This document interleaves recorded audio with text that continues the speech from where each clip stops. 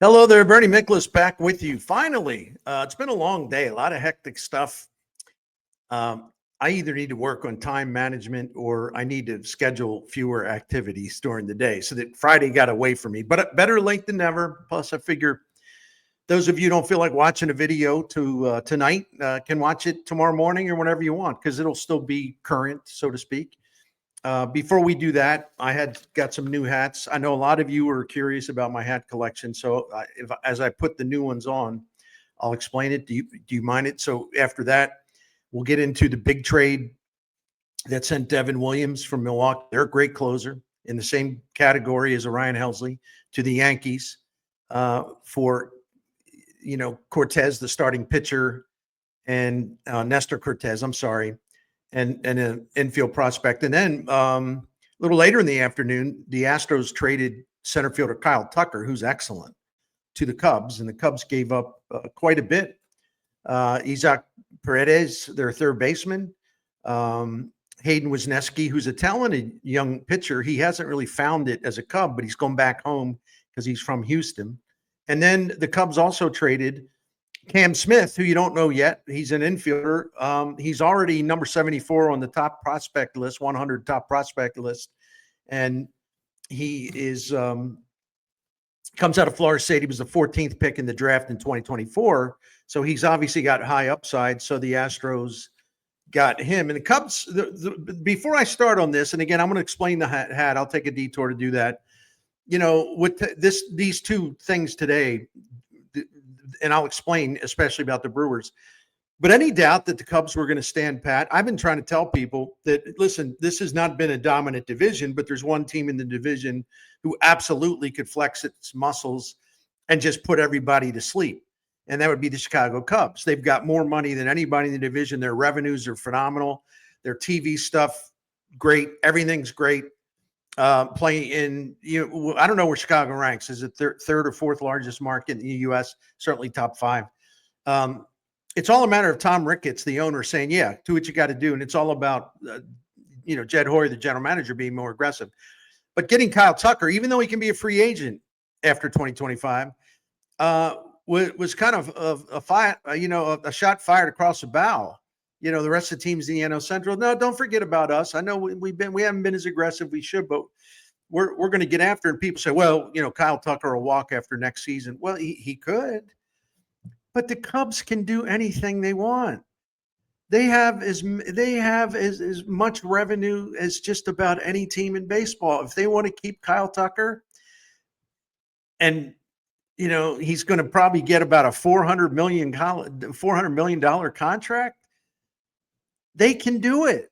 These are not the Pittsburgh Pirates or even the St. Louis Cardinals, right? They can do it. The Cardinals can too, to an extent, but we know Bill DeWitt doesn't play. He doesn't play games in the fast lane. We're the highest end contracts. But anyway, I thought it was a great move by the Cubs. And listen, they have a bunch of guys on the top 100 list. And this is another thing I'm going to tie back to St. Louis and talking about the NL Central and the moves made today by the Brewers and the Cubs. But another thing that's interesting about this in terms of the Cubs, this just shows the value of building up a strong farm system where you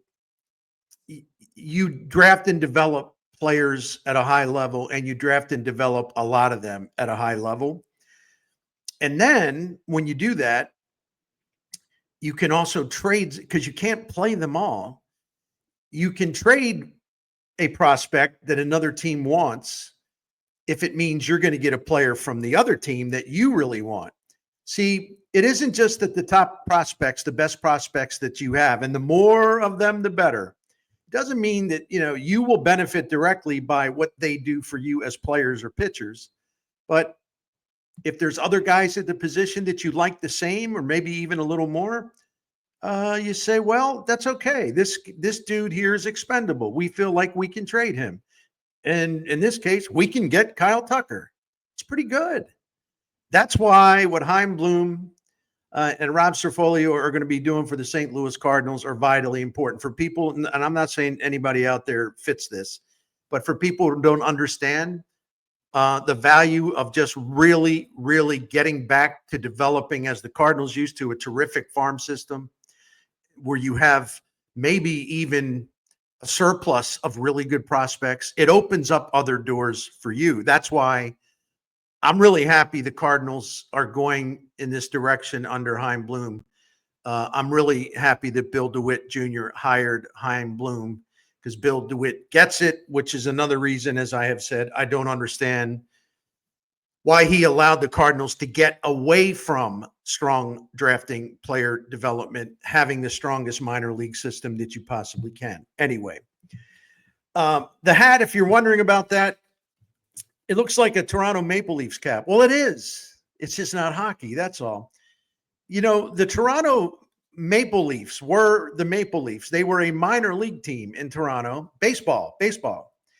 And they actually had the Maple Leafs name starting in 1902. They actually were around. They were playing in Toronto, different name at first, since it's like the late 1800s and all the way through 1967. And at 1902, they transitioned to new ownership or something, and they named themselves or renamed themselves the Maple Leafs. But the thing of it is, according to stuff I read and did the research, the Maple Leafs baseball team were the Maple Leafs before the hockey team became the Maple Leafs. So the baseball team actually had this nickname first, team nickname. And what became of the Toronto Maple Leafs baseball team? It's a beautiful cap, don't you think? I couldn't resist. I love the history behind it, too. They moved to Louisville before the 1968 season. So what a long run, though. Just with the name Maple Leafs, 1902 to 1967. They were, at one point or another, affiliate. They were an affiliate for 11 major league franchises, you know, through the years. And there were a couple of times before they moved, the Toronto Maple Leafs baseball team actually outdrew major league baseball teams in attendance, like the 1951-52 St. Louis Browns. The Toronto Maple Leafs had bigger attendance. Same with the 1951-52 Boston Braves, bigger attendance. It was a great franchise because all kinds of prominent people played for them. Like Sparky Anderson wasn't a manager there, but he was an infielder for them. Dick Williams, a future Hall of Famer, was a manager in Toronto. This franchise won 12 International League pennants. They were a powerhouse. They're one of the greatest minor league franchises in baseball of all time. So here's a partial list of some of the people that played for them. And there's a lot. This is by no means a full list. Ralph Kiner, Elston Howard, native St. Louis and graduate of Vashon High School, the great Yankees catcher. Reggie Smith, who played here in St. Louis for a while. Ralph Kiner, Hall of Famer. Charlie Gehringer, Hall of Famer. Carl Hubble, Hall of Famer. Willie Keeler, a Hall of Famer. Nap Lajoie, Hall of Famer. Tony Lazzeri, Hall of Famer. Also, some really good players like Sparky Lyle, Joe Foy, Rico Cardi, and Ernie Broglio, who the Cardinals traded for Lou Brock in 1964. It's interesting because Toronto went. They went from being. Let me see if I get my timeline right. Some of you may say, "Okay, enough of all this." No, I like to talk about this. A little interesting history lesson, and you all have, really responded great to these. You like that I'm bringing up these obscure teams and stuff. But they after they left Toronto, they also, went to Louisville, but then later on they moved to Pawtucket. They became the Red Sox AAA affiliate. And then the Red Sox moved that team from Pawtucket, Rhode Island to Worcester, Massachusetts. That's where they are now, I'm pretty sure. So anyway, what a great history, huh? What a great history. I wanted to pass that along, and it's a beautiful cap. So it's not just a hockey team, right? Anyway, so listen, we're going to talk about the Brewers here because I already told you about the Cubs, some of my thoughts on that. And I'm going to get into how this applies to the Cardinals. It does in a lot of ways, actually. So to recap, the Brewers traded their closer, and he's great. Devin Williams to the Yankees on Friday in return for left-handed starter Nestor Cortes and a speedy infield prospect named Caleb Durbin. And the Yankees also sent $4.5 million to the Brewers in cash. More on that. By the way, Caleb Durbin's an interesting prospect. He's only 5'6", but he can steal bases. He can play like 5 positions. And local connection, he played baseball at Washington University here in St. Louis. How about that? He had a great year for the Yankees at AAA, and he tore up the Arizona Fall League. I guess you could say he's kind of like the Cardinals version of Thomas Saggese. You know, Milwaukee now has a potential utility man that can play second base, shortstop, third base, left field, maybe some right field. I think they even used him in AAA, maybe in center field for a game or two. I don't think Saggese's going to steal bases like this guy. And scouts are divided on Durbin's long-term future. I didn't mean to get hung up on him, so let's move on. But I found this trade to be a direct contrast to the way the Cardinals are doing their business this offseason, at least so far. It could change.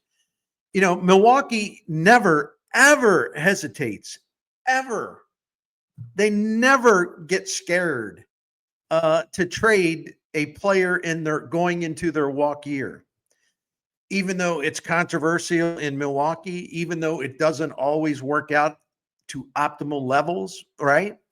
Listen, the Brewers traded Josh Hader in 2022 in the middle of the season, who was the best closer in baseball. And they did get something out of that. Like, that kind of demoralized the team in 22. And the Cardinals went on to win the division in part because the Brewers players were just kind of all up and all out of sorts that they traded their closer. And even though Hader really wasn't that year, and he wasn't that good, once he got to San Diego, and he did get better later in the season. But I'll retrace that in a minute. So they traded Hader in 22. They traded number 1 starter Corbin Burns before last season, traded him to Baltimore. Now he's a free agent. Hader became a free agent, signed a big, huge deal with Houston. So now the Brewers have done it again. Devin Williams. And it's such an interesting trade, and there's such an interesting contrast between the Brewers and the Cardinals. By the way, can I get back to something? The Hader deal, they picked up some good players, okay? But you have to extend the trade through its lifespan. The Hader deal ultimately, led to a subsequent trade where the Brewers got catcher William Contreras. I'm looking at notes, and I have chicken scratch on my notes. So the Brewers ultimately were able to get, after all the maneuvering was done, William Contreras for giving up Josh Hader. And did the Brewers really lose much of that? No, not really. They fell apart in 22, but they've been better than the Cardinals pretty much all along since 2017. Anyway, William Contreras, we all agree, is very, very, very good. And you know what? He's under club control contractually through 2028 or until 2028. It's one of those two, and I apologize. So he's going to be there a long time. So it turned out great. So anyway, the Brewers didn't bat an eye. They didn't hesitate. They didn't blink. They didn't get red in the face and like, oh my gosh, we're scared. We can't trade Devin Williams. The Cardinals, meanwhile, are reluctant to trade Ryan Helsley, their closer. And Ryan Helsley, like Devin Williams, can become a free agent after the 25 season. So both of these guys, and really, Helsley and Devin Williams are comparable. I think Devin Williams has been slightly better since 2021. Really outstanding reliever. And Helsley has emerged as a tremendous closer. And so I think they're comparable in that regard. But it's interesting to me, the Brewers had no fear, no concern about trading Williams, because they wanted to upgrade a vulnerable area of their team by securing a starting pitcher who 2 years ago was an American League All-Star and had a 2.44 ERA, talking about Cortes. He had a strained flexor last year, and he pitched in a lot of pain. He wasn't quite the same, but he's healthy now. And 2 out of his last 3 seasons have been fantastic. Last season wasn't awful. He had a 3.77 ERA, but late in the year, that forearm injury really started to bother him. And he showed people a lot of what he's made of. because he was not really healthy. He was in a lot of pain, but he told the Yankees, listen, just put me in the bullpen for the World Series, and I'll do everything I can to get you a few outs. It didn't work out. You'll remember in Game 1 of the World Series, Nestor Cortes came out of the bullpen and served up a walk-off grand slam to Freddie Freeman. Dodgers win, Dodgers win. But he was pitching hurt. He was willing to do it. It's actually up to the people that manage and run the team to say, no, we think you're compromised. You shouldn't do this. But he did it anyway. He showed some guts, as they say. All right. So the Brewers said, we're a little concerned about our rotation. Williams is going to leave after this season. We're not going to be able to afford to re-sign him. Cortes can leave after the 2025 season. We may not be able to re-sign him, but we're going to go for it in 2025. And really, that's kind of the difference between the Cardinals and the Brewers. And it's actually it's wider than that. It's more than that, because the Cardinals are not a contending team. Listen, they're trying to kissy face with the fans. Oh, we're going to be better than people think, and some fans are buying it. They want to believe it, or they do believe it. I've taken some shots on here for just saying, look, it's okay to write off 2025.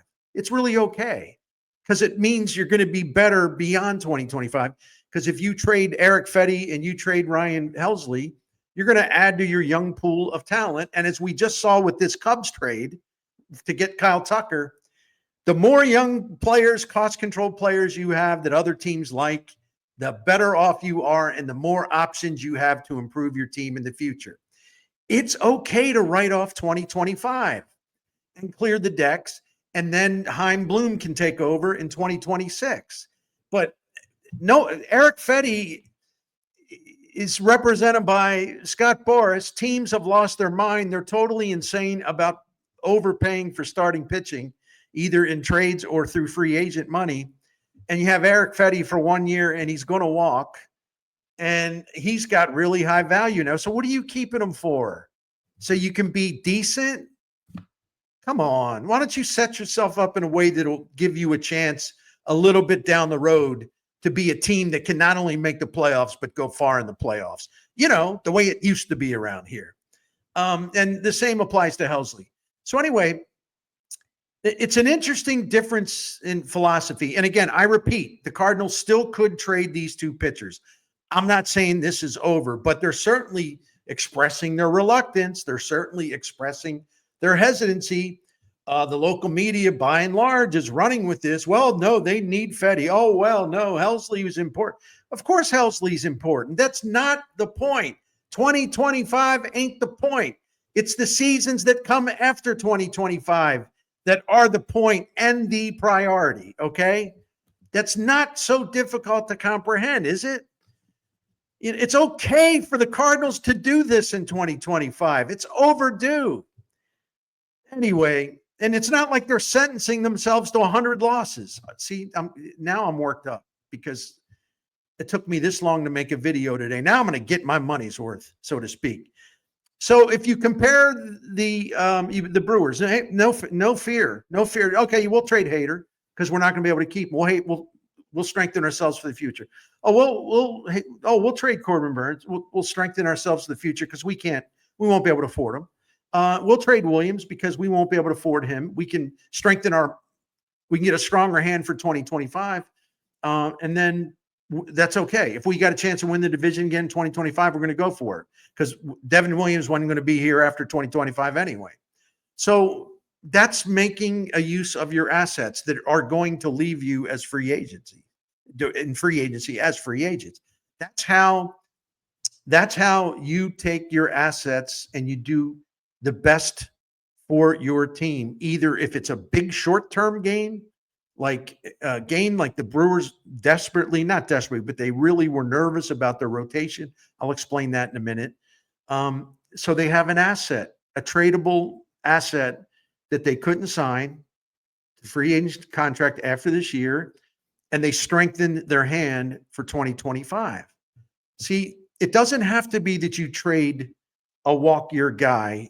It isn't that you trade a walk-year guy and you're asking for prospects rather than someone who can help you now.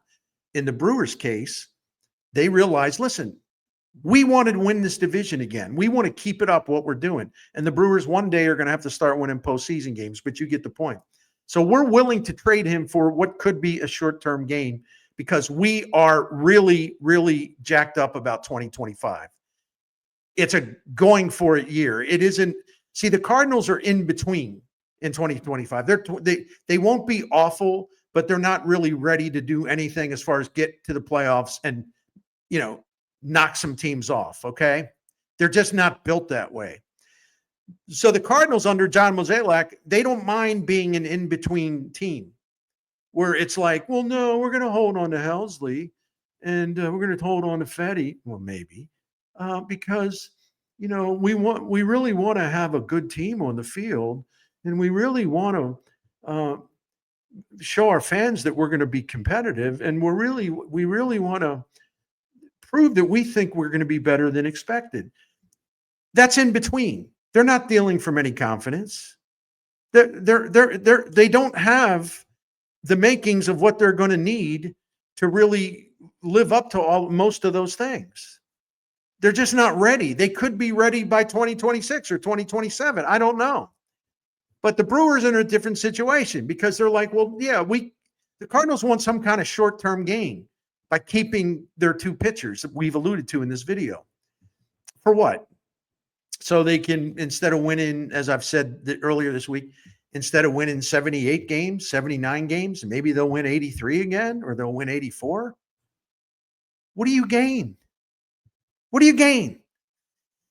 You've had assets, and if they keep them, they didn't cash out the assets in a way that'll make them a better team down the road.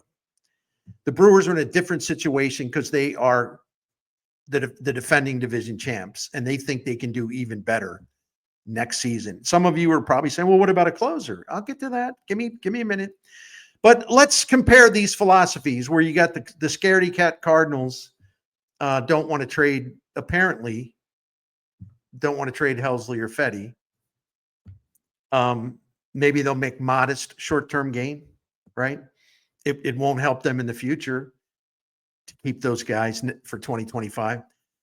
And then the Brewers, fearless. I'm repeating myself, and I'm really sorry, but fearless. They'll trade a guy in a walk year. They'll trade Burns, Hader, and Williams are like the three at their position. They were guys that were like just about top of the line at the positions they performed for the Brewers, and they traded them anyway. So let's compare philosophies. Who's smarter? Who's smarter? And keep in mind, the Cardinals have spent way more money than the Brewers since 2017. I've done a video on this. I've talked about it. It's been more than $300 million, $350 million. The Cardinals have outspent the Brewers since 2017 in payroll. Might even be a little higher than that. Huge, huge payroll gap between the Cardinals and the Brewers. But which philosophy is working? Cardinals paying a lot of mediocre players. Brewers are like, well, we're gonna focus on draft and development. We're gonna build up our farm system, and if we have a walk-year guy that we're convinced we cannot sign, and we're not going to talk ourselves into, well, maybe. No, they're like, no, we got to do the pragmatic thing here. So let's see whose philosophy is working. Which one's being more successful? Since 2017, the Brewers' winning percentage is 29% higher than the Cardinals. Again, despite spending a lot less money. The Brewers have made the playoffs in 7 of the last 8 seasons compared to the Cardinals. 4 times in the playoffs the last 8 seasons. Division title since 2017. Milwaukee's doubled up the Cardinals 4-2. So whose philosophy is working? Brewers haven't done much in the postseason, granted. But since 2017, they've won more games in the postseason than the Cardinals, 8-3. Again, the disappointing fact of the Brewers, they haven't been able to do any real damage in the postseason. But they've beaten the Cardinals across the board, and they still have had a better farm system all along since 2017. They've had the better farm system. It might be around even now going into 2025. So unlike Milwaukee, the Cardinals are transitioning in the front office. They're transitioning in their major league roster. They're transitioning in the renovation and restoration of the minor league system. So the Cardinals have all this stuff up in the air. The Brewers did have to transition from Matt Arnold, uh, from David Stearns, who went to the Mets to start running them under Steve Cohen. But Matt Arnold was in place, and he's just as good as David Stearns, so it was an easy transition. They made that transition. They haven't had to really make any redefining transitions. The Cardinals are in the process of making a couple big transitions, right? The major league roster, the farm system, a new incoming president of baseball operations, a new guy right now running the farm system, and Rob Cerfolio, new instructors, new coaches, a lot of things. So these two teams are in a different spot. And again, it's an indictment on the Cardinals, the fact they've been outflanked, outmaneuvered, and outperformed by the Milwaukee Brewers. So the Cardinals are in this transition year that's not hell on earth, and it's not the end of the world. It's necessary, okay? The Brewers are in more of a win now mode. The window is open now mode than the Cardinals. But again, they didn't wimp out. They traded Devin Williams. And in this trade, the Brewers, it was all about winning the division in 2025, which, again, I know I've said 20 times already. And Cortes can probably help them do that. And I said, why do I say probably? Well, I'm not trying to stay in the middle like John Mozeliak. I'm just saying there's never any guarantees with pitchers. They get hurt, okay? Just like Devin Williams got hurt last year and missed nearly the first 4 months of the season. See, the Cardinals are not in a win now mode. The Brewers are not in between. They're in a win now mode. The Cardinals are in between because they're not in, well, we're putting all of our eggs in the basket for 2025. But they don't want to go all the way with this transition by auctioning off a couple of pitching assets that they could get a lot for in return. So they're staying in the middle. They're staying in between. And this is the way they've been doing it for so long. They still haven't, I'm pounding the table. That's why the camera's shaking. Sorry. They still haven't entirely, fully learned their lesson. It's just absolutely amazing to me. Still trying to stay in that middle after setting up the fans to believe, look, we've got to do this, and we got to put our money in the minor leagues, and we got to get younger, and we got to give opportunities to younger players. We got to give them, as John Mozeliak has said a million times, we got to have runway for the younger players, even though the younger players started to play last year in a big way in 2024. A reminder, the Cardinals, age 25 and younger position players last year, the Cardinals, their position players, 25 and younger, played more games, had more at-bats than any team in the majors. But the Cardinals, Simo has been trying to sell to y'all that this thing in 2025 is new. It's not new. They started it last year. Just pass it along to your friends.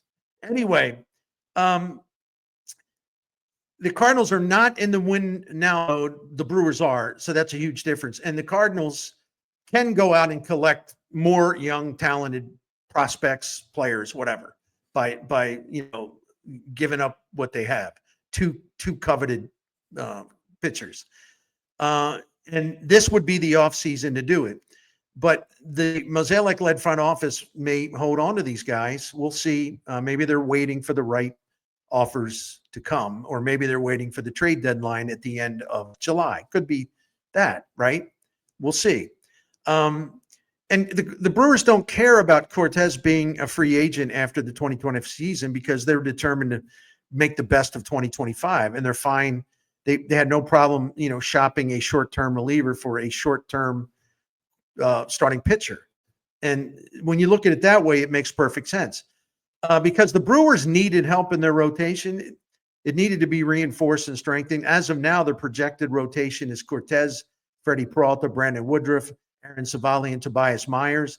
But Woodruff missed all of last season after having shoulder surgery late in 2023. And it's difficult to guess where he is or to forecast how strong he will be this season.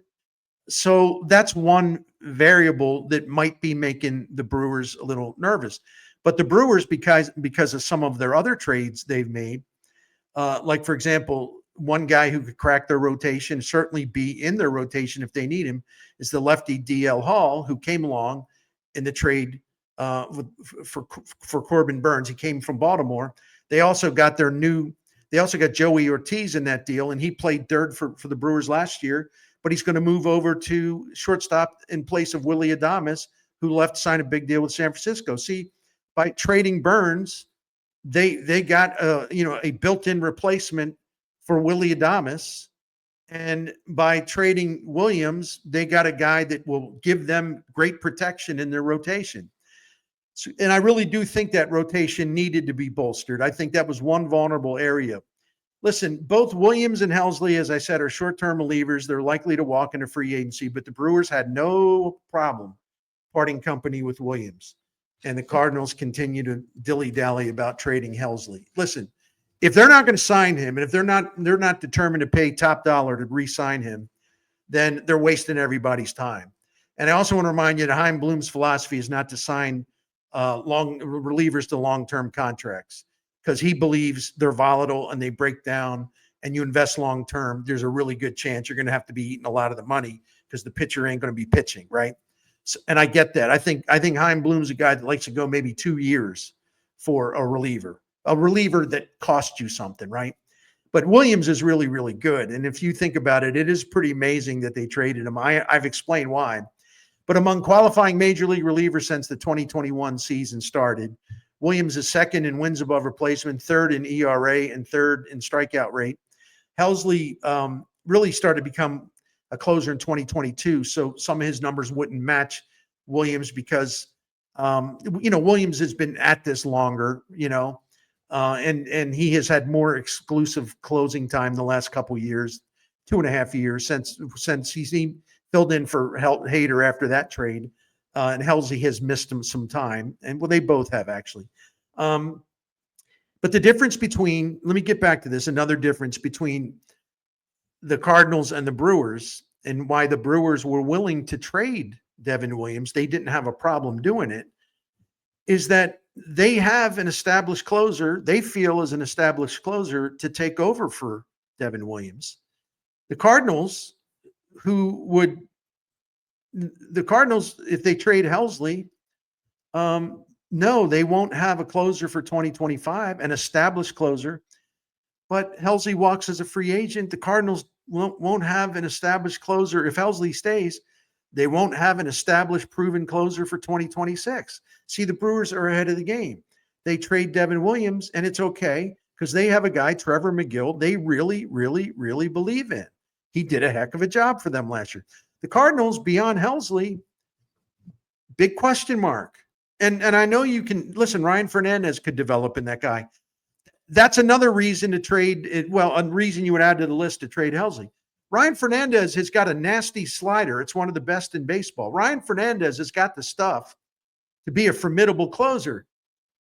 What's 2025 supposed to be about? It's supposed to be about, we got to give the young guys a chance and let them show us, and they can establish themselves and they can prove that they are worthy of us not only keeping them, but putting them in major roles and riding with them. If they traded Helsley, this would give the Cardinals an ideal chance to audition Ryan Fernandez. Is he the closer of the near future, the next several years? But if they don't do that and Helsley closes, okay, good. You're going to win a few more games. But then you go into 2026 and you're like, well, I don't know who our closer is. So you've thrown away a year to find the answer to that question, possibly. So the Cardinals, unlike the Brewers, don't have a closer lined up that can take over for Williams. The Cardinals do not have a closer lined up who can take over for Helsley. And that probably explains at least some of the anxiety over the thought of trading Helsley.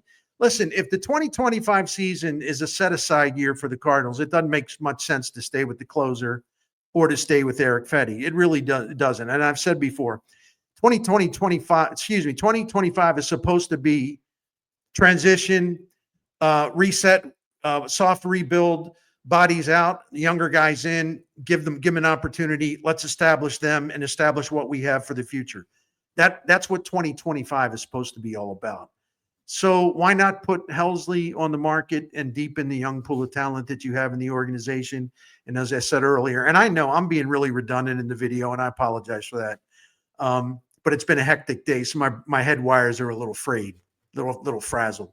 So why not put Helsley on the market and deepen that young pool of talent? It's just, if you're not really going to do everything you need to do to get back into the playoffs for 2025. If you're holding back a little bit, you're stepping back a little bit. I don't know. This to me is the proverbial no-brainer. You know, and today I was looking because people keep saying, and I may have said this too at one point mistakenly, I don't know, there's a lot of great relief pitchers out of there. So that you might not get, you may not get for Helsley, what you think. And some people will actually use the Williams case as an example of that. And they couldn't be more wrong, because I've explained at least 7 times in this video, the Brewers are doing this for 2025. They trade a short-term closer really good for a short-term starter really good. They got the closer waiting in the wings in McGill, and they have now, 5 decent, solid starting pitchers. And and if Woodruff's not one of them, they have a couple, 3 guys waiting in the wings to step in, right? So it makes all the sense in the world for the Cardinals to do what the Brewers did. See the difference again. The Cardinals could do it and get prospects because they're going into a set-aside year. So they don't have to make a trade of a Ryan Helsley for immediate help. They don't have to, right? That's the difference. The Brewers felt that they had to if they really wanted to give their best shot at winning the division again. But anyway, I was looking at the list of free agent relievers, and so I'm going to just declare BS on this idea. Well, the market is flooded with just fantastic relievers, Bernie. They're not going to be able to get much for Helsley. And I'm looking at the free agent relievers, and I'm like, what? First of all, some guys have signed elsewhere. Some of the guys were rated really high are already gone. Tanner Scott's very, very good. And there are other notable names available, but I was looking at projected wins above replacement for all of the high leverage relievers, closers on the market. And there's no one anywhere near, there's no one in the same hemisphere as Ryan Helsley. And here's the other thing. And he was the National League Reliever of the Year last year, 49 saves, a club record. Fantastic. Fantastic. And I'm not saying the Cardinals would hit the lottery by trading Helsley, not saying that at all, but here's the other thing, which I took too long to get to. The teams that were in on Williams, and there were a lot of contending teams or teams that think they're contenders. There was a lot of teams angling to get Devin Williams. The Yankees got him. So what's next? Well, next best closer, if it's not Tanner Scott, it's Ryan Helsley. So in other words, because the Brew Crew traded Devin Williams and he's off the market, Ryan Helsley's value goes up and up again. But you're going to waste the opportunity to take advantage of that? Why? You're going to give him a home? You're going to get the hometown discount contract? I don't know how his agent would feel about that, or how Helsley would feel about that. Here's the other way that the Brewers, and I'll wrap this up in a couple minutes because I'm almost done, I promise. Here's another way where the Brewers just continue to outsmart the Cardinals. It's almost sad, really. This small market team, smallest market in the major leagues, who has spent $350 million or so less than the Cardinals since 2017 on player payroll. They've proven time and time again they're much smarter than the people that have been running the Cardinals, right? Both Devin Williams and Nestor Cortes are going in the final year of arbitration, and all the projections have those guys getting the same amount of money in the final year of arbitration. It's been projected at $7.7 million salary for each one of them, okay? But because the Yankees are sending $4.5 million to the Brewers, that means the Brewers, indirectly or directly, are paying for just $3.2 million of what Cortes will be making next season. And they'll also be subtracting Devin Williams' $7.7 arbitration year salary from their 2025 books. So the Brewers not only upgraded their rotation by trading a guy that they weren't going to sign this year because he couldn't afford him, they're also saving $4.2 million on their payroll for 2025. They come out of this trade today $4.2 million of extra money in the payroll, which means they now have at least some money to go out and add a piece here, a piece there, find some bargains, upgrade some areas where you need depth. The bold Brewers did it again, and the Cardinals, once again, are like holding the bag. They're waiting. I hope their patience will be rewarded. I hope with Williams gone, teams are going to freak out, and they're going to come hard after Helsley, and the Cardinals will get an offer or offers that will be terrific and will motivate them to make the Helsley trade. And they can still do it with Fedde as well. But for now, I called them the bold Brewers for now, because that's all I know is what the Cardinals have right now. For now, you got the bold Brewers, and they've done it again. And you have the clucking Cardinals. Not literally. The Cardinals aren't really cluckering. They're not doing that literally. But we're going to learn something in the final weeks of this offseason. Are the Cardinals going to keep clucking, or are they just too chicken to make a bold but obvious trade? Are they chicken to trade Ryan Helsley? The Brewers, were they chicken to trade Devin Williams? No, they traded him and got better because they have Trevor McGill, a guy who, by the way, throws 99 miles an hour. He's got one of the best four-seam fastballs in baseball. And last year he had a strikeout rate somewhere in the 30%. And he actually led them in saves last year, 21 out of 24. And when they didn't have Williams for the first nearly 4 months, with McGill closing out games, right? The Brewers were 48 and I believe 33. In other words, they didn't miss Devin Williams. So that emboldened them to say, we don't think we'll miss him now because we really think McGill is pretty terrific. He sort of came out of nowhere, but he's pretty terrific. So what are the Cardinals going to do? They're going to cluck? Are they going to do this? Oh, we can't do that. Oh, our fans will get mad at us if we trade Helsley. Oh, they'll get mad if we trade Erick Fedde. We can't do that. You wonder why one team's been hell of a lot better than the other since 2017. I've taken up way too much of your time, and I mean this part really sincerely. Thanks for being patient. Today was a really crazy kind of day, so I'm not as nearly as organized as I wanted to be for the video. So I repeated myself in this video quite a few times. Cut me a break on this one, and we'll be back to do some stuff maybe Sunday. And maybe the Cardinals will make a move soon, one way or the other. Thank you very much. Have a wonderful weekend.